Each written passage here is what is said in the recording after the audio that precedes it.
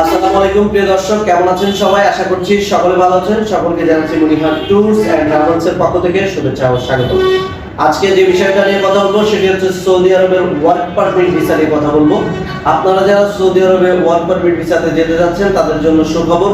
Saudi আরবে কিন্তু বেশ কিছু কোম্পানির কাজ আমাদের হাতে এসেছে। তো আপনারা যারা সৌদি আরবে যেতে যাচ্ছেন তাদের জন্য কিন্তু আজকের এই ভিডিওতে প্রথম থেকে শেষ পর্যন্ত না টেনে দেখতে থাকুন।